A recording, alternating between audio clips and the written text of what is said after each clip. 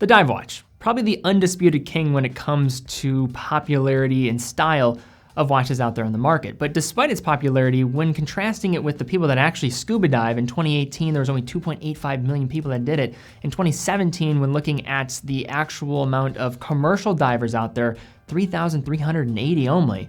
You begin to ask the question, or maybe just pose the idea, that there's probably a lot of people out there that have a dive watch on their wrist that really don't know the specifics behind it, really what goes into it, and why were they maybe even created. So in this video, we're gonna be looking at the 5 key things that you need to know about your dive watch, or maybe don't know about your dive watch, and probably will further your appreciation of them. The key aspects that we're gonna be looking at here are first looking at a brief synopsis of the history behind dive watches, working under pressure, that idea of being underwater and really what a dive watch needs to sustain, other essential dive watch elements and just things that need to be there when constructing a dive watch, the ever so popular and kind of loosely thrown around ISO 6425 rating. What does that mean? What's the story behind it? And finally, do divers wear watches, and where do dive watches currently sit in their actual use case? And I certainly love dive watches. However, I think it's very important when doing a video like this to actually get some opinions from somebody who has done it many, many times. And thankfully, one of our team members, Ben Lowry, who was actually a commercial diver prior to joining our team, he was very helpful in putting together this list and providing some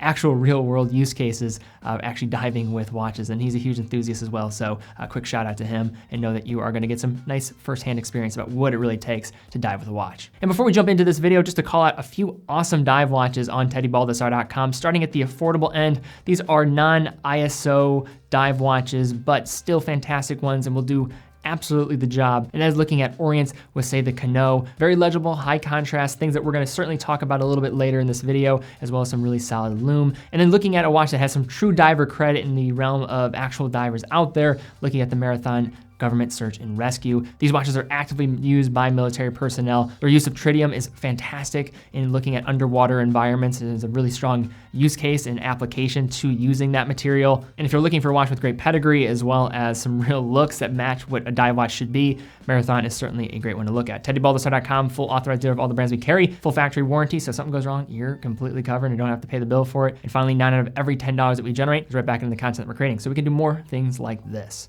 Now, to begin, I think it's very important to look at the history of dive watches and how they came to be, and what really led to the natural progression of what we now just see as a dive watch in the modern world. Dive watches, as we know them today, have existed in the mass market since the 1950s, with Rolex, Blancpain, Omega, Zodiac, Doxa, and many others all being early adopters in designing pieces for the then new sport of scuba diving. Of course, there were early attempts at waterproof watches, such as the Rolex Oyster in 1926 and the Omega Marine in 1932. And we can't approach this topic without mentioning the Panerai Radiomir, watches built by Rolex starting in the 1930s for frogmen of the Italian Navy. However, while these early Panerai watches were indeed designed for diving, they certainly weren't a mass market item. In the 1950s, scuba diving, having been in large part popularized by innovators in the space like Jacques Cousteau, the world of scuba diving was a growing recreational sport around the world. Considering the life-saving importance of knowing the time underwater when scuba diving, major watch brands stepped up and released watches specifically designed for diving, establishing a design format which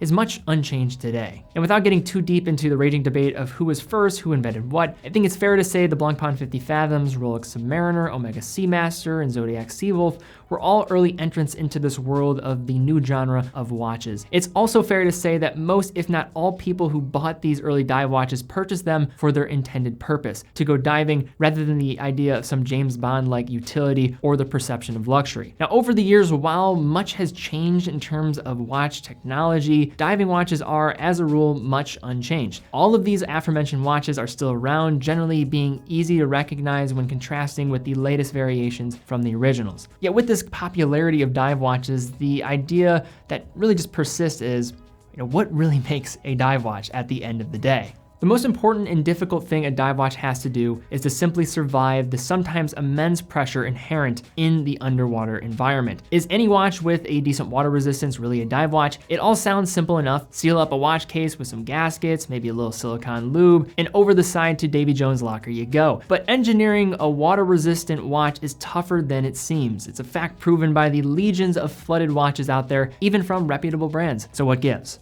Simply put, water resistance is no joke and increases quickly as a diver descends with their watch. At 30 feet of seawater, a watch is subject to just over 13 pounds per square inch of water pressure, which for context is a little bit like having an average sized bowling ball pressing down on every square inch of your watch. At 100 feet, you're talking about around 45 pounds of water per every square inch of your watch, which is the weight for a standard men's Olympic barbell per inch. But it gets worse. At the 1,000-foot mark, to which many professional dive watches are rated, you're looking at 445 PSI, which is about 2 average size refrigerators per square inch of a watch, more than enough to squeeze water through even the slightest imperfection or area of less stout engineering. This all considered, dive watches have to be built to an incredibly high specification in terms of tolerance and most often depend on a screw down surface creating pressure against a gasket, as is the case with a screw down crown, case back, and a lot of waterproof tech throughout every aquatic industry. If a watch can't withstand this massive pressure day in and day out without fail, it'll flood and require replacement or costly service, not to mention not doing any good in the world of diving. Ask any watchmaker or diver who has lost a cherished watch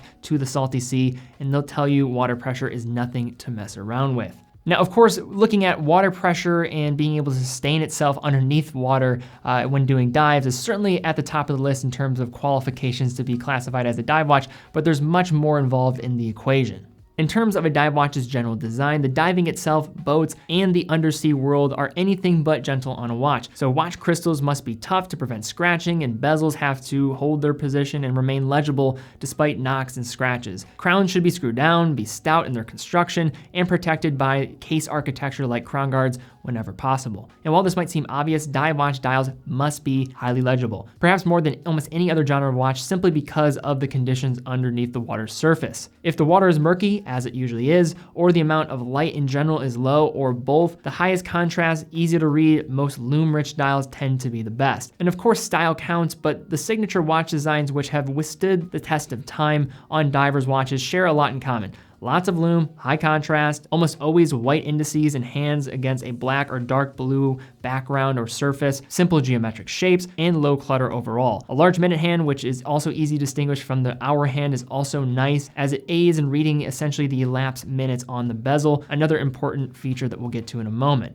A great way to check a watch style designed for diver cred is to compare it to designs used by military organizations as military divers and people who supply their equipment. They really don't care about anything other than the real-world utility, durability, service life, and cost. In addition to a solid design, divers also require their watches to track their bottom time, which is essentially the time from which they left the surface to when they intend to begin their ascent, as this amount of time, in addition to the maximum depth of water, is crucial information for calculating how long a diver can stay down. So if you're depending on your watch for your dive time, or even using it as a backup to your dive computer, as most often the case nowadays, a diver must of course be completely confident in the ability for it to track time. Quartz versus automatic or cost certification doesn't matter nearly as much as being able to tell if a watch is reliably running, as divers are often depending on knowing the elapsed time for their safety. So to track the all-important aforementioned bottom time, most divers these days utilize a diving computer, which conveniently automatically computes things like depth, rate of ascent, and the maximum time a diver can stay down. But back in the day, all a diver had was their watch, depth gauge, and some set of diving tables with calculated time limits and depths. A diver watch quickly needed to be able to see the elapsed time, and building a chronograph into a dive watch, while awesome, does make things more expensive and complicated, and pushers certainly allow for more opportunities for watches to take on water. Enter the elapsed time bezel, which makes for an easily executed external watch component that can track the diver's time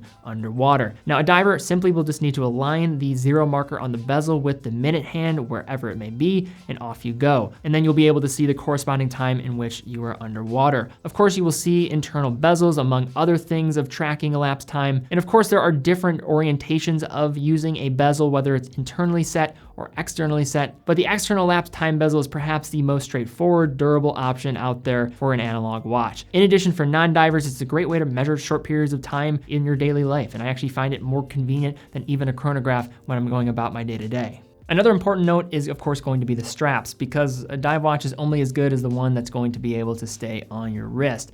Now, in terms of preferences, usually bracelets as well as going for a traditional NATO or a Zulu style strap is going to be preferred. Anything that is susceptible for one spring bar failing is going to create more possibilities of that risk actually becoming true and an actual reality when going about this. Also, you'll see some modifications with spring bars, ones without shoulders and maybe even drilled into the actual case itself to offer that extra security. Now, a lot of this in talks with actual divers seems to be very much inflated compared to the actual risks associated with it, but it still is something that's certainly considered when looking at the world of dive watches. But now I think we have a better idea of breaking down a dive watch to its respective components: a water pressure resistant case, overall stout build, robust movement, legible dial, and an elapsed time bezel. But there is one more area that we probably should touch on here, and that is the much misunderstood helium release valve or escape valve. In contrast to scuba diving, there is also commercial diving. And here we're talking about divers wearing helmets supplied with breathing gas from the surface via a hose called umbilical. Now, these guys aren't taking any pictures of fish in the Caribbean, but more often are working underwater construction, maintenance, and in the oil industry. And an even smaller subset of commercial divers engage in saturation diving, where they're divers that are actually entering a pressurized dry living environment and remain at a pressure equivalent to the depth of water where they will be conducting their work at for an extended period of time. The divers then take a daily ride in an also pressurized diving bell to their work site and back to the habitat where they've finished. In order to exist safely at this kind of pressure, the divers breathe a special helium-rich gas mixture both in the habitat and in the water. And this is where the watch-related trouble starts. Now, helium molecules are very small, like a lot smaller than, say, water molecules. And as the divers exist in the dry environment of their living habitat while in sat, helium molecules sneak past the gaskets of their watches, even though water can't. Then the external pressure is reduced as the divers decompress. The helium molecules inside the watch also expand, which then can literally cause the watches to explode, usually in the form of the crystal flying off. To prevent this, brands like Rolex and Doxa both were early in developing a special valve which allows for the safe escape of expanding helium gas from inside the watch case. And while there are many keyboard saturation divers on the internet, claim of the helium release valve is an essential part of a real diver's watch, it's absolutely and categorically only necessary for those that are saturation divers working in a helium saturated environment in a commercial saturation diving system. So we're talking about a very limited set few people that are using this.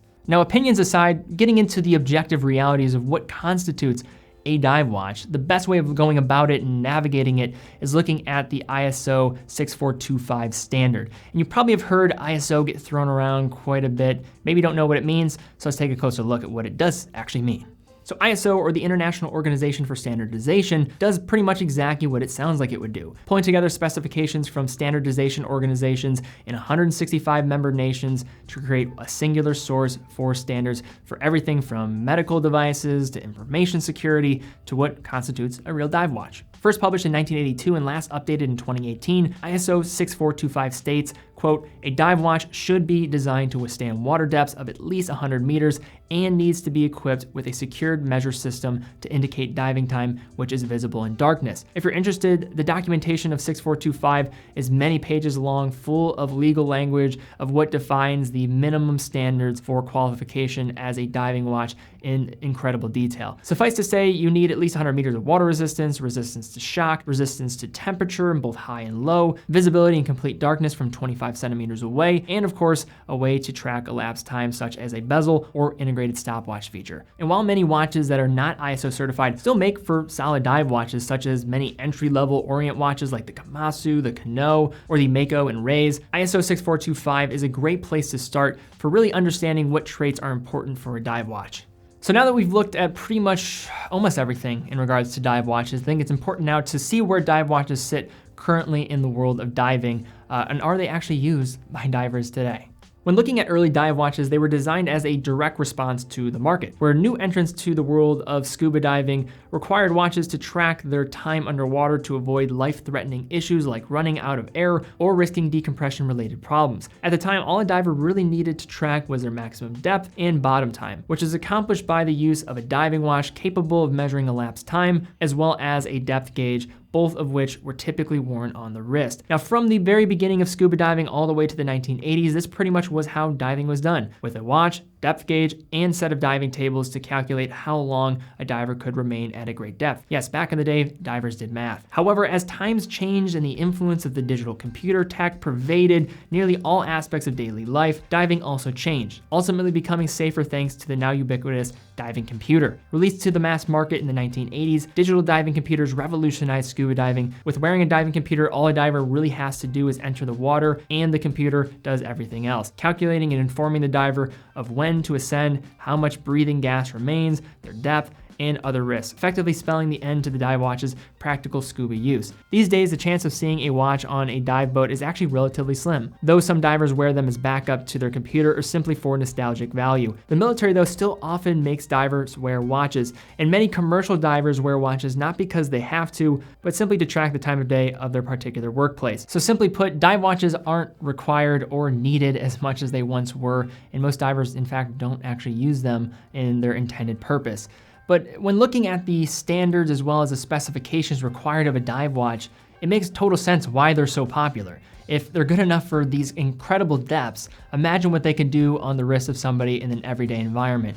And despite this world kind of navigating away from the world of divers in some aspects in terms of their intended purpose, in regards to what they mean for pop culture as well as what they were able to do for expeditions below the water surface cannot be overstated. And with all the benefits that come with a dive watch and the great looks that typically are associated with them, there's little secret to why these watches have essentially become the king in terms of popularity in the world of horology. All right, guys, well, if you enjoyed this video, thumbs up, subscribe, and hit the bell icon. Really would appreciate that. This video took quite a bit of time to put together and a lot of different thoughts kind of brought to the table here to really provide a nice overview of what goes into a dive watch. And hopefully you have some more further appreciation for your dive watch the next time you grab it, try to put it on your wrist. Also, would love to see comments down below. What is the deepest depth that you have went with your dive watch? I think there probably should be some funny comments as well as maybe some cool comments. Definitely share your experiences down below, pool floaties and all. I want to hear all the stories. Also, guys, definitely check out the awesome list of dive watches that we have on our site at teddybaldassarre.com. You can actually filter by divers. Not all of them are going to be